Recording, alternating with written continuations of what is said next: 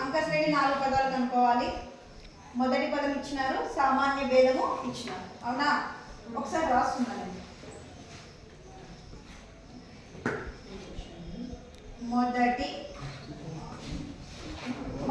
మొదటి పదం ఏంటి? ఏ ఇజ్ ఈక్వల్ టు ఎంత? -1. సామాన్య తొందరగానే వచ్చిందా లేట్ అయిందా? ఇప్పుడే వచ్చిందా? ఏంద్రా? డి ఏమి ఇచ్చినారు? 1/2. అవునా? 1/2. సో మనకి ఏం కనుక్కోమన్నారు? అంక శ్రేణి 4 పదాలు కనుక్కోమన్నారు. సో మొదటి పదం ఇచ్చినారు, సామాన్య భేదం ఇచ్చినారు. సో అంక శ్రేణి ఎలా ఉంటుందని చెప్పిన? అంక శ్రేణి ఎలా ఉంటుంది? A1, A2, A3, A4, and so on. వాళ్ళ అంక శ్రేణి సామాన్య రూపము A, A plus B, A plus 2D, A plus 2D, A plus 3D, A plus 3D, and so on. A plus n minus 1 into D. అవునా? So ఇప్పుడు మనకి 4 పదాలు కావాలి. అంక శ్రేణి అంటేనే A1, A2, A3, A4 and so on.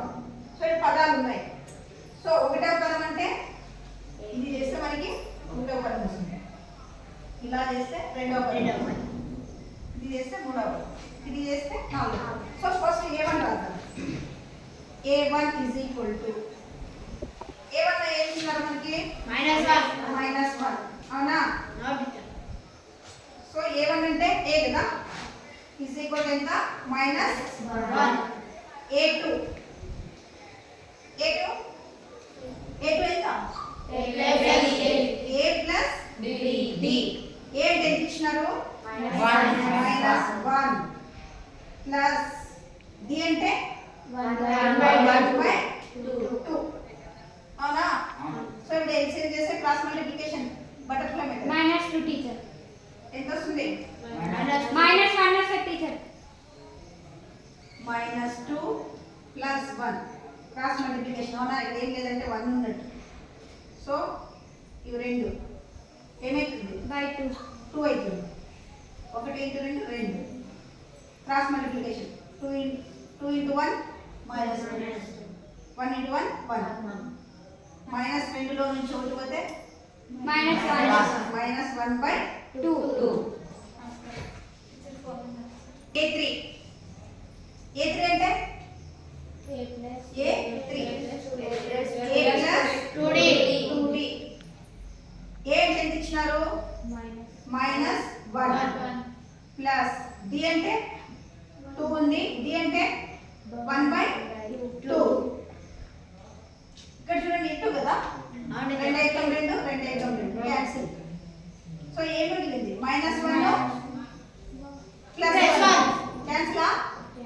So ఒకసారి రాసుకోండి కావాలండి. ఇక్కడ ఏం మిగిలింది? -1 మిగిలింది, ఇక్కడ ప్లస్, ఇక్కడ 1 మిగిలింది. ఏమని? 0. -1 ప్లస్ 1 0. నెక్స్ట్ A3 A4 అంటే A4 అంటే A plus 3D. A plus 3D. A అంటే -1 ప్లస్ 3. D అంటే 1/2 is equal to సింప్లై చేసుకో. చూడండి -1 అలాగే రాస్తా. 3 ప్లస్. సో ఇవి ఏం చేయాలి? ఎల్సిఎం చేయాలి. అవునా? సో ఏం లేదంటే క్రాస్ మల్టిప్లికేషన్ బటర్ఫ్లై మెథడ్. ఇవి రెండు ఏమొస్తుంది? 2 టీచర్. 2 క్రాస్ మల్టిప్లికేషన్ 2 ఐకం -1 ప్లస్ 3 ఐకం 3. సో ఏ మిగిలింది? 1/2 టీచర్. ఎందుకు? -3లో నుంచి -2 తీసేస్తే +1/2. ఓకేనా? సో therefore అంక శ్రేణి 4